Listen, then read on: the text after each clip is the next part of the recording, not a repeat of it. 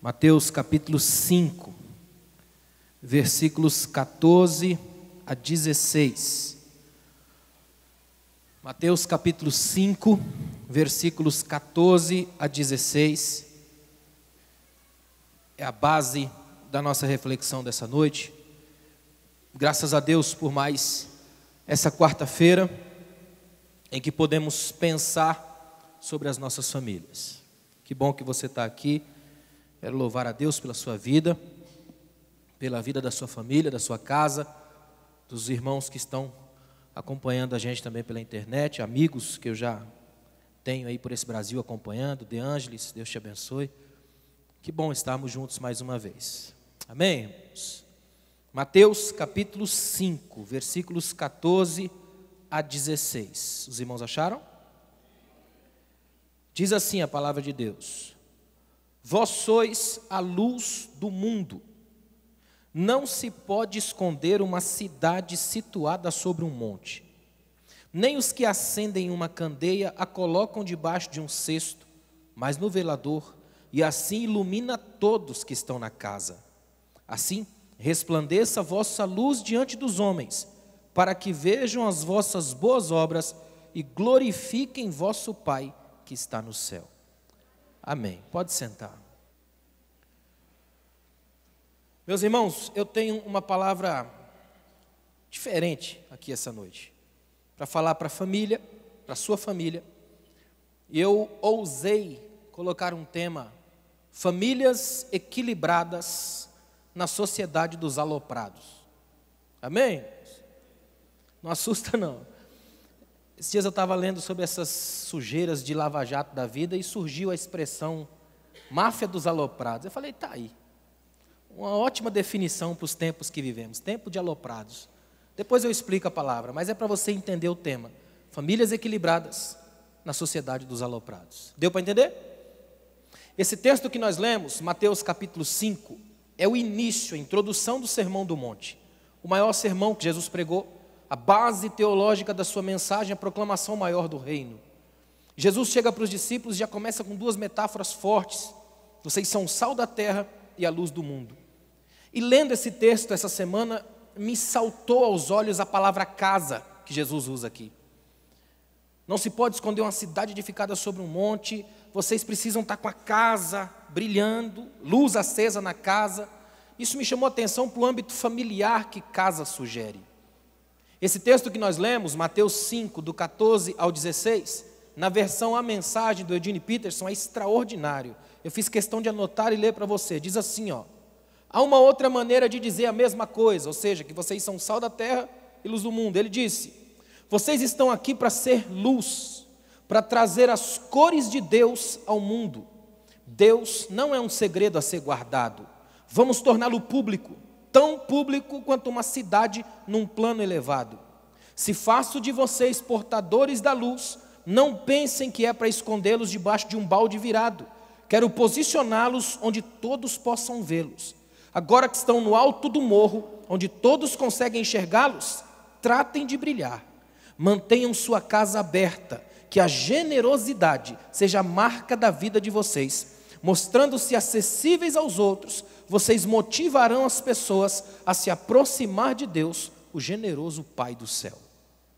Eu achei perfeito isso aqui, principalmente a parte que diz: vocês são as cores de Deus no mundo. Geralmente a gente esquece dessa verdade, de que usando a metáfora de Jesus para sermos sal e luz, significa que somos convocados a ser igreja em ação. Sal e luz são duas realidades que existem para gastar-se, existem à medida que se doam. Uma coisa que eu acho interessante da comida é que todo mundo sempre elogia o sabor, mas ninguém elogia o sal, a não ser que ele falte ou sobre. Não é verdade? Ele é ponto de temperança, a busca do equilíbrio. Já vi muita gente falar dos temperos extraordinários, mas ninguém fala do sal.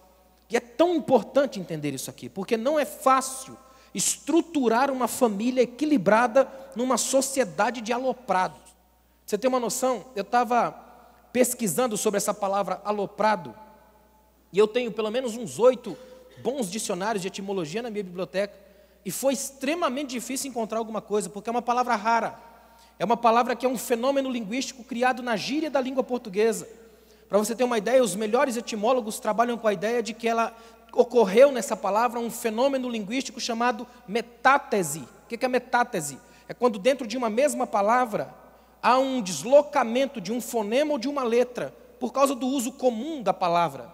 Por exemplo, provavelmente a palavra no início era alorpado, que vem de lorpa, de onde vem Palerma, o tolo, o imbecil. Então, de tanto falar, houve um deslocamento do fonema e de lorpa virou lopra, daí aloprado, alopra. Aquele que faz algo grande, agigantado, abobalhado. É o imbecilizar de uma massa. Aloprado é uma coisa muito mais do povo do que de um só. Por isso que existe muito mais em conexão com a massa, com o grupo. É a sociedade dos aloprados, a máfia dos aloprados, a galera aloprada, a massa, o povo. Está sempre num sentido de muita gente. Deu para entender? Nós vivemos na sociedade dos aloprados. Pensa num tempo difícil, é o tempo que a gente vive. Um rápido olhar para a sociedade contemporânea e já fica evidente o nível de distorções que ela apresenta. Nós estamos vivendo numa era que é extremamente perigosa e o cristão precisa manter-se alerta o tempo todo. Nós estamos numa era onde os paradigmas foram alterados, os referenciais abolidos, as verdades constantemente adulteradas, os grandes ícones são relativizados e substituídos. Vivemos num tempo de ameaças. Isso é extremamente sério quando se trata da realidade brasileira. Porque no Brasil, quando a gente vê uma ameaça, é típico do brasileiro, ao invés de encarar a ameaça e tentar mudar, ele faz piada e brinca de tudo. E geralmente, sorrir é bom, mas sorrir de tudo é desespero. A sociedade dos aloprados ri daquilo que não pode mudar. Por isso é tão importante a gente botar os pés no chão, o coração nas escrituras e a cabeça no céu. Que é para ver se assim, amplamente conectado com o sagrado, a gente consegue fazer diferença e estruturar famílias equilibradas. É inadmissível que famílias de crentes também sejam desestruturadas e desequilibradas, porque nós temos uma base que essa sociedade não tem: palavra. Família de crente tem base bíblica, tem palavra, ela sabe para onde vai. Nós vivemos no que eu chamo de sociedade dos excessos. É uma sociedade amante das extravagâncias. Até os escândalos de hoje são espetacularizados. É tudo na mídia, o tempo todo. A sociedade dos aloprados é a primeira sociedade na história que tem um terrorismo de massa. Antigamente o terrorista fazia na calada, na surdina. O terrorista de hoje faz, filma e posta. É a morte espetacularizada. Típico de uma sociedade amante da extravagância. Nós somos uma geração hoje apaixonada pelo êxtase, sem qualquer compromisso com o cotidiano e as suas banalidades. Experimenta dizer que você gosta de lavar louça, de arrumar a casa, de sentar no sofá para conversar. Se você não tiver uns espasmos no dedo de tanto mexer com o celular, você não é considerado normal. Na sociedade dos aloprados, qualquer coisa que seja considerada normal, numa cadência mais calma, positiva, que seja desacelerado, é visto como estranho. Não é à toa que uma criança hoje que fique mais quieta no canto, já leva suspeita. As pessoas falam: essa menina vive no mundo da lua, esse menino é perigoso. Sociedade dos aloprados, a mil, todo mundo na sociedade da pressa. Nesses tempos que são tão sinistros, a gente precisa tomar imenso cuidado, para que a gente não seja atingido e absorvido pela cultura das distorções e dos sugestionamentos que existem hoje. Aliás, hoje é normal ser estranho, é estranho ser honesto e é muito difícil ser comum. Não é verdade? Nós vivemos numa geração no Brasil que cumpre ao pé da risca a profecia de Rui Barbosa. Estamos num tempo onde dá vergonha de ser honesto. Sociedade dos aloprados.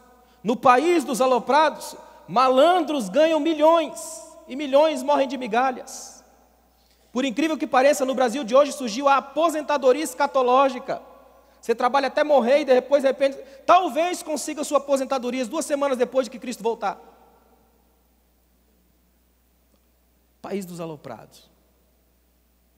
Onde o que interessa é sugar a máquina, sujar as vidas. Onde ser honesto é coisa de trouxa. E o pior, crentes fazem isso. Aí fica pior. Porque se tem uma coisa que é pior do que uma sociedade de aloprados, é uma igreja de aloprados. E as nossas famílias precisam ser o tempo todo lembretes de que o equilíbrio ainda é a maneira pela qual Deus nos mostra na sociedade como testemunhos da vida e daquilo que Ele está fazendo em nós. Isso é extremamente difícil de ouvir, mas extremamente importante para cumprir. A família, escute bem o que eu vou te dizer, a família hoje, ela está no alvo da artilharia pesada da deusa dessa era. Quem é a deusa dessa era? A mídia. Eu ouso parafrasear Paulo e dizer que a mídia, a deusa dessa era, cegou os entendimentos dos homens. Nós vivemos numa sociedade que, se já houve idade média, essa é a idade mídia. E ela passa o tempo todo sufocada pelos sugestionamentos e as coisas que são plantadas lá para vender. Porque o Deus que se esconde por trás da idade mídia, nada mais é do que o Deus mercado. Duas grandes forças operam no mundo hoje, poder e mercado. E se você não faz o discernimento delas, é engolido por todas. Alguém pichou a seguinte frase num muro lá em Brasília: ei, se você está tranquilo, é porque está mal informado. Nós vivemos nesse mundo, a sociedade dos aloprados, dos mal informados, que bate a cabeça no muro da vida sem saber desacelerar. Então, com base nisso, eu quero mostrar a vocês, à luz desse texto bíblico que nós lemos hoje, pelo menos alguns passos para a gente estruturar a nossa família, mesmo numa sociedade dos aloprados. Amém? Primeiro, guarde na sua mente, do ponto de vista desse texto, pense grande, mas nunca despreze o pequeno. Nunca. Esse texto mostra isso para nós, ampliamente. Pense grande, mas não despreze o pequeno. Jesus mostra nesse texto o extraordinário a partir de algo bem simples, como que aquela geração podia entender, que é acender uma lamparina. Jesus trabalha com uma coisa do cotidiano. Qualquer um naquela geração sabia que quando caía o sol tinha que acender a lâmpada. Jesus vai trabalhar algo profundíssimo, a abertura do Sermão do Monte, buscando uma coisa que todo mundo faz dentro de casa o tempo todo, acender a lâmpada. Olha que coisa incrível, é gigante, mas é pequeno. O simples ato de acender uma lamparina faz toda a diferença na escuridão. É isso que o texto está dizendo para mim e para você. Tem muita gente amaldiçoando a escuridão, mas sem tomar a atitude de acender a luz da casa. Ao invés da gente sair amaldiçoando a escuridão, postando bobagens de internet, se arrebentando via WhatsApp, acenda a luz da casa. O mundo precisa ver que a luz da sua casa é capaz de dissipar as trevas da rua e fazer a sociedade aprender que existe direção, existe esperança, existe vida, existe segurança em Cristo. É uma coisa tão simples, mas a gente deixa passar. É extremamente sério isso aqui, ó. O simples ato de acender uma lâmpada já é capaz de fazer toda a diferença na escuridão. Jesus convida a gente a olhar para o esplendor da cidade, mas sem esquecer de que esse esplendor é o resultado direto das luzes das casas acesas. Olha o que Jesus está dizendo: a cidade brilha de longe, mas brilha por quê? Porque as lâmpadas das casas estão acesas. O mundo tem que olhar para nós hoje e entender que a gente brilha, que a rua da sua casa tem luz, que todo mundo passa perto e sente diferença, que no meio do caos você tem esperança, que você sinaliza para algo maior. Quando a igreja, que é luz do mundo, não consegue brilhar nas trevas, é porque já foi capturada pelas sombras do mundo, então não é igreja. Agora, quando a igreja consegue brilhar no mundo, ela não precisa nem fazer muita coisa, basta acender a luz de noite e o mundo vai ter direção, vai saber para onde ir, e ainda tem calor, porque a luz aquece. Uma frase antiga diz que se a luz que está em você se apagar, as pessoas ao teu lado morrem de frio. É verdade, a luz também ilumina, mas também aquece. Jesus convida a gente para olhar para o esplendor da cidade, sem esquecer que esse esplendor é resultado direto das luzes das casas. Isso aqui é um poderoso princípio das Escrituras. Preste atenção no que eu vou te dizer aqui, ó. O que Jesus está colocando para nós aqui, para os discípulos, é uma coisa tão tremenda das Escrituras, que quando eu tive acesso a isso, mexeu profundamente comigo. Jesus está mostrando que não é o geral que faz a diferença no particular, é o particular tocado por Ele que muda o geral. E o que Jesus está fazendo aqui não é uma coisa nova, Ele está tirando isso lá de trás. Você quer ver uma coisa? É que tem gente que acha que tem coisa na Bíblia que poderia tirar, e não tem. Tudo que está aqui tem um motivo, uma razão, um propósito. Quer ver uma coisa? Olha o que diz Números, capítulo 1, versículo 1. Você abre a Bíblia em Números, capítulo 1, versículo 1, e fica desesperado porque acha que aquilo não tem nada a ver com você, não é verdade? Olha o que diz o texto. Falou o Senhor a Moisés no deserto do Sinai, na tenda da congregação, no primeiro dia do segundo mês, no segundo ano da sua saída da terra do Egito. Você lê um texto desse num dia de angústia, você fica em paz? Você pensa, meu Deus, não entendi nada, não é? Mas aqui tem um dos princípios bíblicos mais tremendos para a sua vida. Tomara que o Espírito Santo consiga te mostrar isso aqui hoje.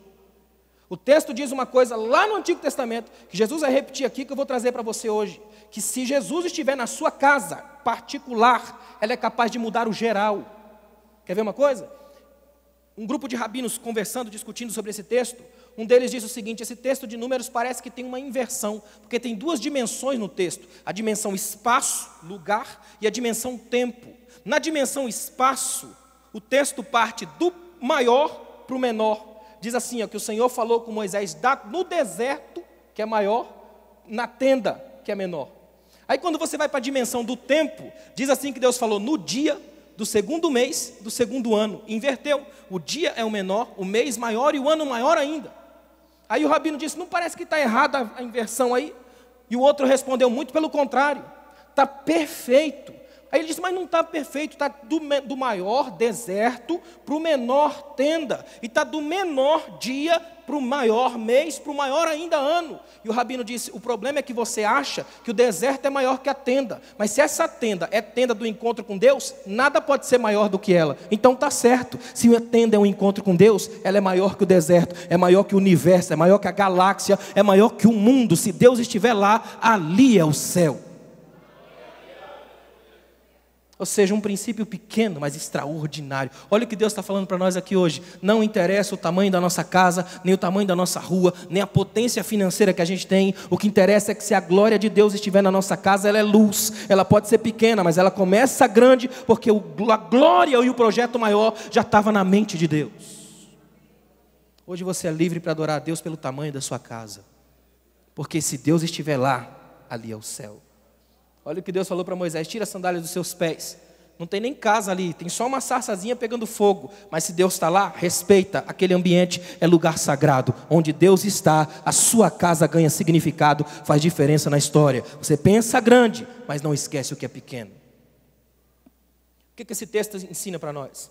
Que antes da gente ser luz para as nações, não podemos esquecer de acender a luz da casa. Antes de você ser o pregador das multidões, ganhe a sua casa. Eu estava lendo o texto de Spurgeon. Spurgeon disse uma coisa que eu amo. Ele falou assim, todo mundo lembra de Pedro, e é bom lembrar, Pedro era o grande discípulo de Cristo, e a gente esquece que quem levou Pedro até Cristo foi André, irmão dele. Olha que tremendo, que Deus te use para levar alguém que vai ser maior do que você, e que esse alguém seja da sua casa. Ganhe os seus, invista na sua família, comece grande, pense grande, mas não despreze o que é pequeno.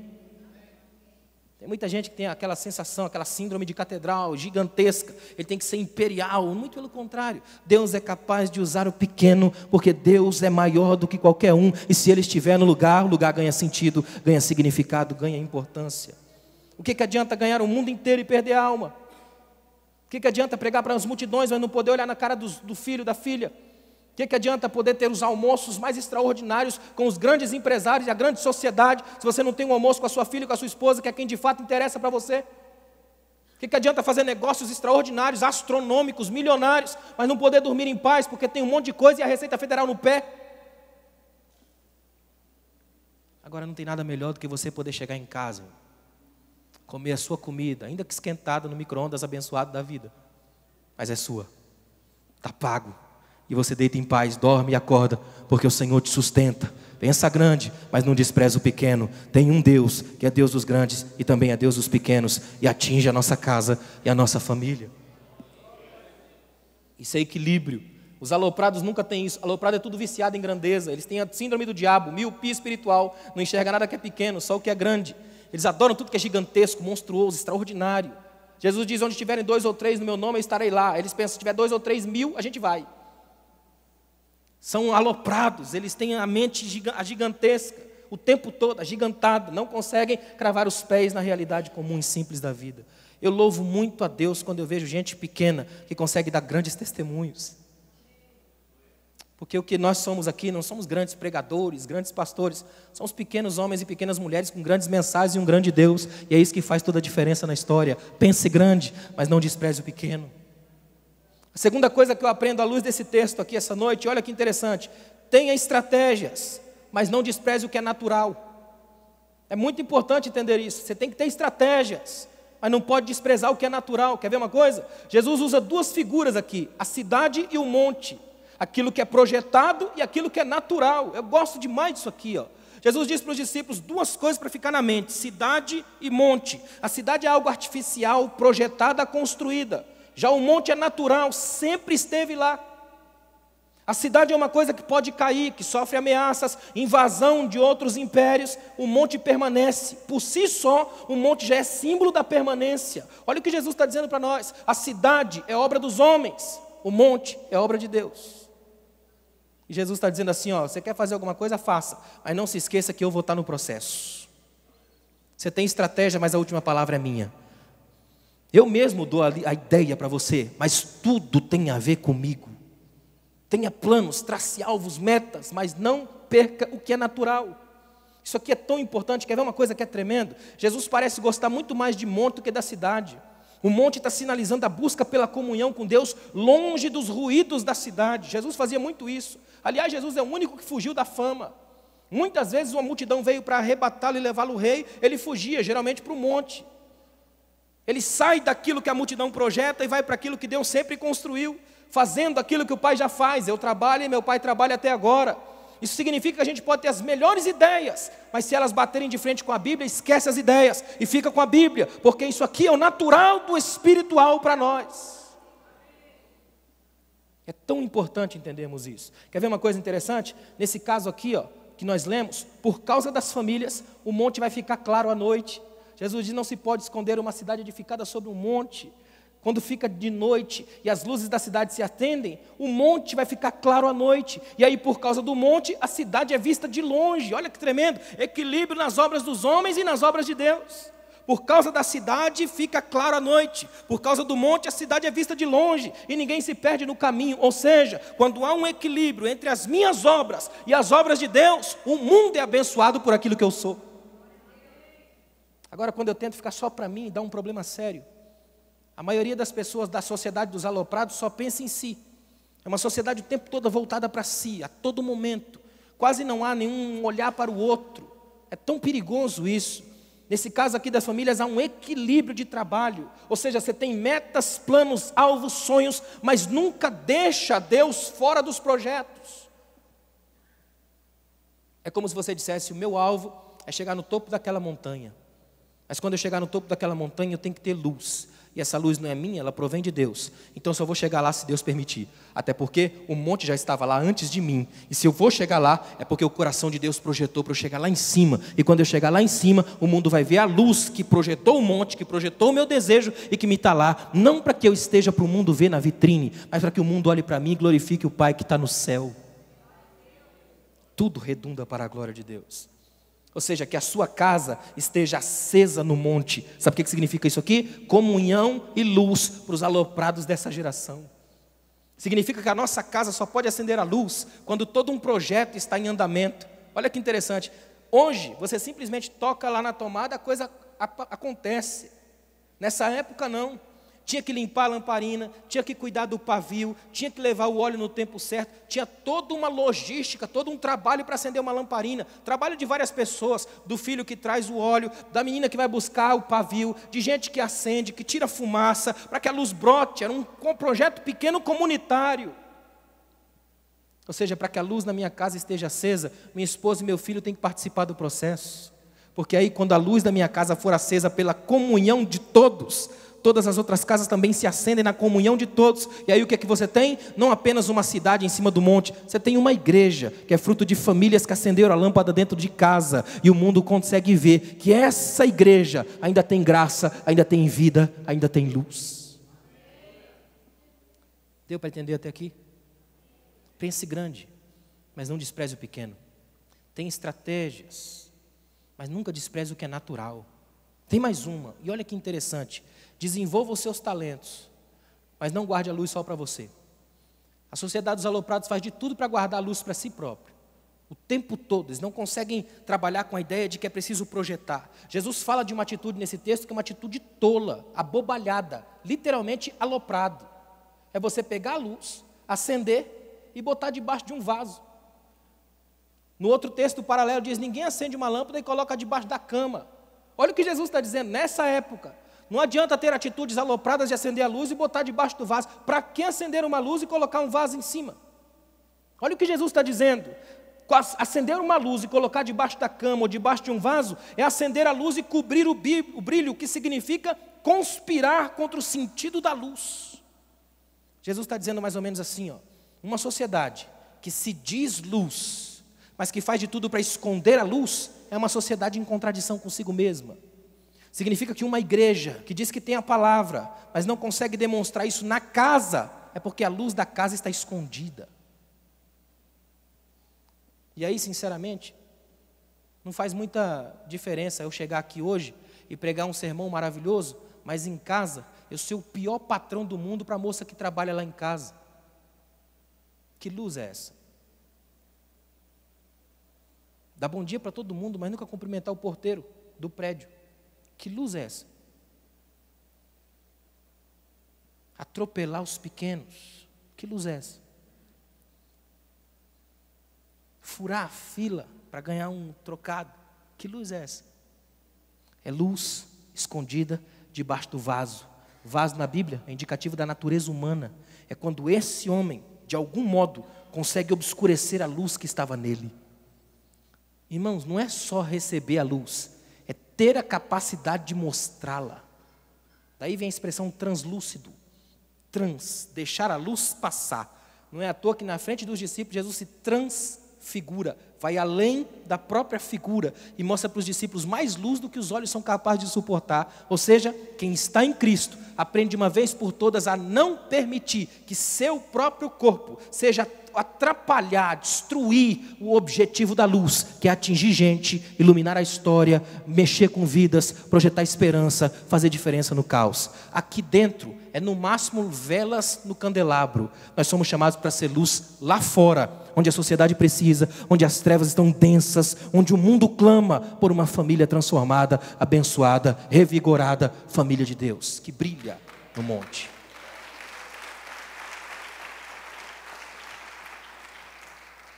Interessante que ninguém acendia a luz nessa época para ficar só num quarto. Nessa época a luz era acendida para iluminar a casa toda. Isso aqui é o princípio da mutualidade, ou para ficar numa linguagem nossa de hoje, o princípio da unidade. A casa inteira é luz para todo mundo. É a essência do vínculo, a quebra do individualismo. Tem uma coisa que não combina com o cristão do ponto de vista da Bíblia, é individualismo.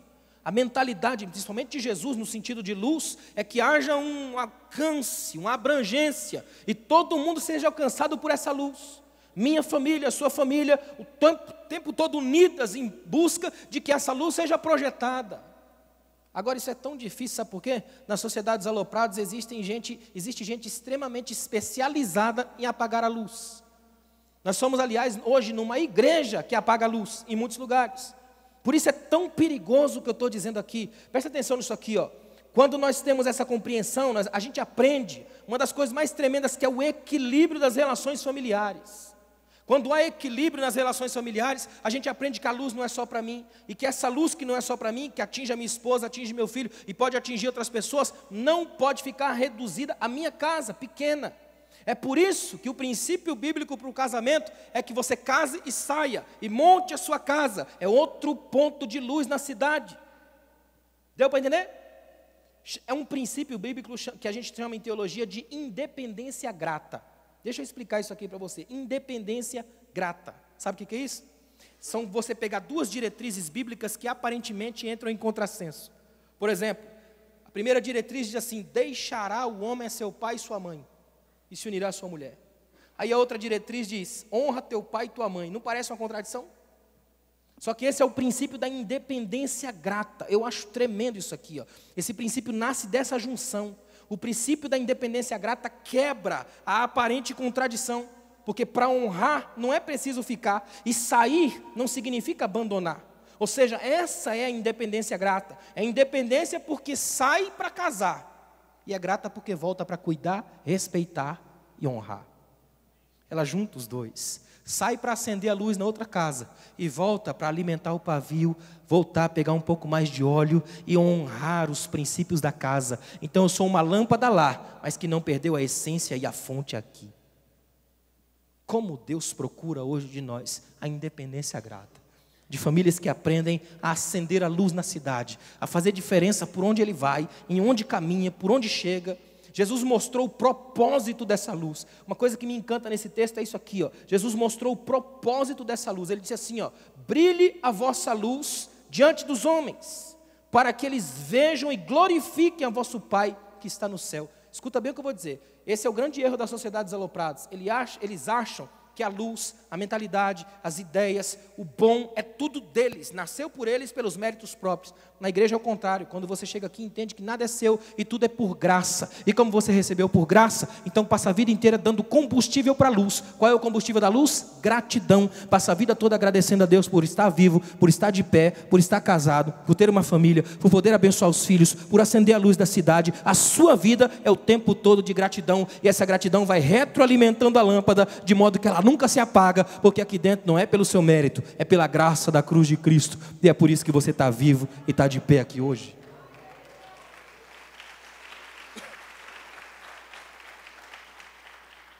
As sociedades alopradas é perdida em si mesma, sociedade do vazio, estranha. Você já parou para observar as pessoas hoje? Como eu viajo muito, eu observo muito isso. Às vezes estou sentado no aeroporto esperando aquelas intermináveis conexões de voo, e eu fico observando as pessoas.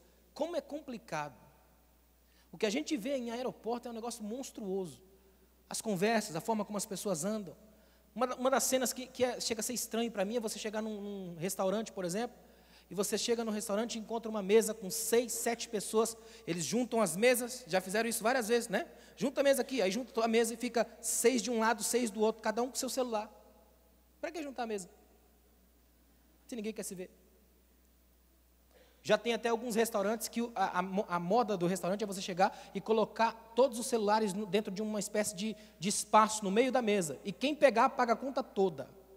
Tremendo isso.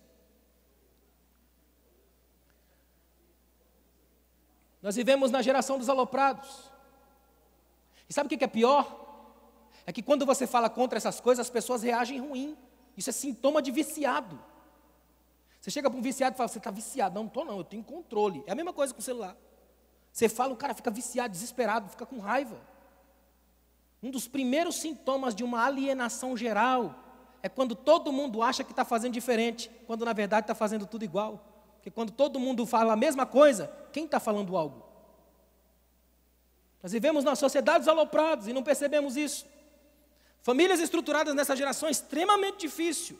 Porque é uma geração que é alimentada por reprodução o tempo todo. Aquilo que alguém murmura, você reproduz. Papagaios teológicos. E aqui na igreja é um lugar para você pensar. É aqui que o Espírito Santo traz você para limpar sua mente. Por isso, luz. Luz na mente, luz na alma, luz no coração, fogo na vida. Esse é o fogo que a gente precisa ter. Não é um fogo que queima o cérebro e causa uma espécie de convulsão estomacal. É um fogo capaz de iluminar a mente, para que você entenda que a sua mente, santa lucidez, te põe nesse século para fazer diferença hoje. Deus quer te usar hoje, porque isso que você está vivo até agora. Existe um Deus que quer trabalhar na nossa mentalidade. Então, pelo amor de Deus, pensa nisso, desenvolva seus talentos, o máximo que você puder, mas em nome de Jesus, não guarde a luz só para você. A família precisa, o mundo precisa ver famílias da comunhão, da graça, famílias de princípios bíblicos e teológicos profundos, famílias que haja em sua casa o desejo de ficar em paz. Tem gente, por exemplo, que não vem para a igreja, ele foge de casa. Tem muita gente que vem, cai de paraquedas aqui. Ele quer que a igreja tenha culto todos os dias, a todo momento, em todo horário. Não é porque ele é crente, é porque ele não aguenta a casa. Então ele usa a igreja como um paliativo, doença cultural, escapismo psicológico. Ele vem para cá para se sentir alguém, porque em casa não é. Ele vem tentar acender a luz, quando todo o projeto de acender está na sua casa. Eu quero que você entenda uma verdade tremenda aqui hoje. Quando você vem de casa, já em adoração, com um culto que já começou, esse culto aqui nunca é chato, estranho, difícil. Você já vem no culto, já vem aceso, a sua luz já está acesa, a chama da alma já está acesa, a glória de Deus já está com você, a sua vida já é uma bênção, então você já está em culto. Nunca termina esse culto, porque esse culto não é para as pessoas aqui, ó, é para Deus, e Ele está sempre com você o tempo todo. Não dá para esconder a cidade edificada em cima do monte. Que você guarde hoje isso no seu coração. Eu queria, de um modo muito simples, dizer isso para você aqui. Nós vivemos numa sociedade que, se você não tomar cuidado, ela te arrasta. Eu lembro de uma vez que meu professor de teologia lá atrás, ele disse uma coisa que mexeu muito comigo. Ele falou assim, ó: fique esperto, Porque se o diabo não conseguir te segurar, ele te empurra. Porque ele odeia aquilo que é normal. É verdade. Ou ele te puxa ou te empurra. Porque ou ele desacelera para alguém vir atrás e bater, ou ele acelera seu carro para você morrer. Ele odeia tudo que é normal. Com isso em mente, eu queria dizer uma coisa que é tremendo. Quando você olha na Bíblia, no Novo Testamento, todas as vezes que você vê o Cristo ressuscitado, sabe o que você acha imediatamente do lado? Toda vez que você olha no Novo Testamento e vê o Cristo ressuscitado, imediatamente ao lado você encontra uma refeição, comida. Acho que é por isso que crente come demais, ele segue o mestre. Jesus acordou com fome. É impressionante. Se Jesus, ele levanta, começa a andar, ele começa a comer. Olha que interessante. Aí eu estava observando isso, Jesus vai lá, ele anda a pé 11 quilômetros de Jerusalém até Emaús, conversando com 2 discípulos em crise. De repente, quando ele vai para outro lugar, ele fala assim, ó, a Bíblia diz, fez como quem ia para longe. Eu gosto de imaginar a conversa, Jesus dizendo para os discípulos, olha, foi muito bom conversar com vocês aqui, mas eu estou indo para lá. E os discípulos fizeram o único convite que ele nunca rejeitou. Vamos lá em casa? Ele foi. Quando ele chega na casa, ele está com tanta fome, que ele faz uma coisa que não é comum na cultura judaica. Na cultura judaica nunca é o convidado quem toma o pão, é sempre o anfitrião. Toma o pão, parte e dá o primeiro pedaço para o convidado. Jesus estava com fome, e a Bíblia diz que ele tomou o pão, e ele era convidado. Também significa que se ele for para a sua casa, a convite seu, a casa não é mais sua, é dele. Ele é o anfitrião, você passa a ser convidado. Aí Jesus não dá tempo de comer, a Bíblia diz que ele se revela, os discípulos percebem que é ele desaparece. O que os discípulos fazem? Voltam. Interessante que de Jerusalém, agora são 11 quilômetros subindo, mas eles voltam. Quando eles chegam na casa, a Bíblia diz que as portas estavam fechadas. Jesus aparece sem abrir a porta. Ele usa o milagre, está com fome. Aí ele aparece e diz 2 frases. A primeira, paz seja convosco. No hebraico é uma palavra só, shalom. A segunda, tem alguma coisa para comer aí?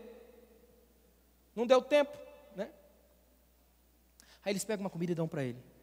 Passa um tempo, ele vai atrás dos discípulos, ele marca um lugar. Quando ele chega lá na praia, os discípulos estão pescando, não pegaram nada. E a Bíblia diz que ele já tinha fogueira acesa, pão e peixe. Mas já que eles foram pescar, ele queria fresco, é ou não é? Aí de repente, Jesus andou tanto com o pescador que pegou um pouco da lógica deles. O peixe fresco é melhor, não é? De repente ele faz um milagre, joga a rede do lado de lá, a rede vem cheia de peixe. Quando descem, Jesus pega pão e peixe. Olha que coisa impressionante. Por que eu estou dizendo tudo isso? Para te dizer uma das coisas mais lindas da Bíblia. Jesus tinha acabado de fazer a coisa mais extraordinária, espetacular, sublime, impossível que alguém já fez. Sair da morte, ressurreição.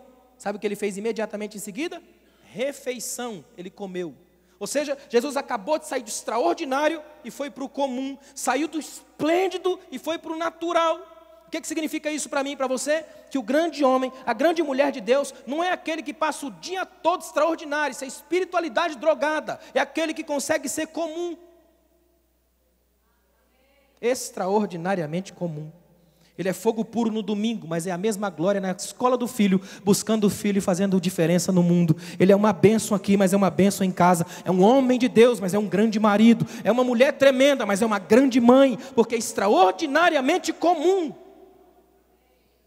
Eu acho que tem crente que ele quer ser mais do que Jesus. Eu fiquei sabendo de um irmão que falou numa igreja que Deus deu para ele as revelações que não tinha dado para o apóstolo Paulo. Eu falei, rapaz, cara, lançou até um livro, As Inefáveis de Paulo. Falei, esse cara é um upgrade do apóstolo, pensa. Apóstolo Paulo 2.0, século 21. Tem gente que tem mesmo um surto de anjo Gabriel com um pouco de imbecilidade, são os aloprados da fé. Não é preciso nada disso. Irmão, se você entendeu o que eu estou te dizendo aqui, à luz do Espírito Santo, você sai daqui hoje completamente transformado. Sabe o que significa isso? Significa que Jesus trabalha profundamente na sua vida comum. Que Ele está presente na sua casa quando você está fazendo comida, que Ele está presente na sua casa quando você está no banheiro, que Ele está presente na sua casa quando você está sentado no sofá sem ter ideia do que vai fazer, que Ele não é apenas o Deus encarcerado no sexta, sábado e domingo do grande congresso. Ele é o Deus da segunda-feira de manhã, é o Deus da escola do seu filho, é o Deus do seu escritório, é o Deus da comunidade normal, do dia a dia. Ele é o Senhor que vem para andar com a gente no dia comum. Os aloprados são viciados naquilo que é extraordinário o tempo todo. Os comuns, os normais, equilibrados, andam com os pés no chão. Esse dia eu estava lendo uma coisa interessante. Eu dei aula de grego durante muito tempo na Faculdade de Teologia em São Paulo. Uma coisa me chamava a atenção, eu brincava com os alunos quando eu fazia os alunos fazerem análise sintática do termo grego. E uma coisa que me chamava a atenção é que alguns termos gregos são muito próximos da língua portuguesa. Um termo desse é profeta. Interessante que tem dois vocábulos gregos para profetas.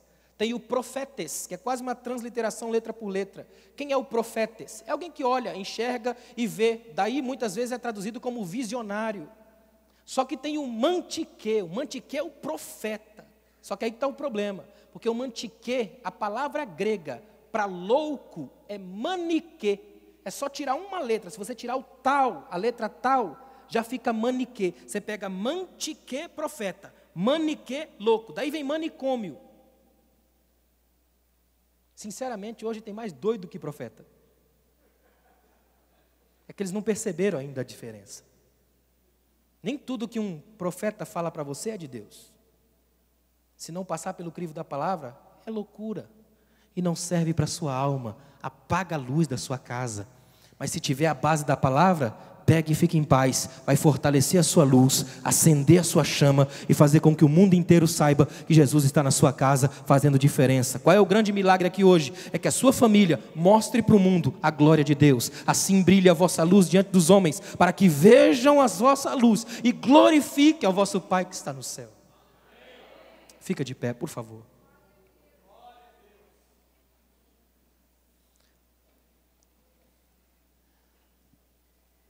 Uma das coisas mais difíceis que tem hoje no século 21 é você ter equilíbrio.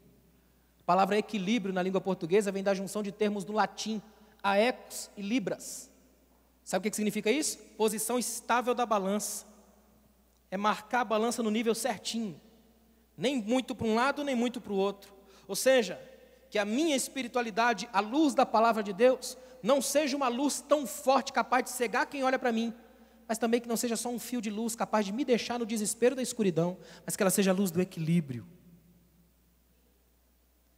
Pouca coisa é mais estranha do que um crente desequilibrado. Recentemente, uma pesquisa feita, se não me engano, em São Paulo, no estado de São Paulo, chegou à conclusão de que 65% da população dos manicômios no país era feito de crente que pirava geral na maionese. Gospel.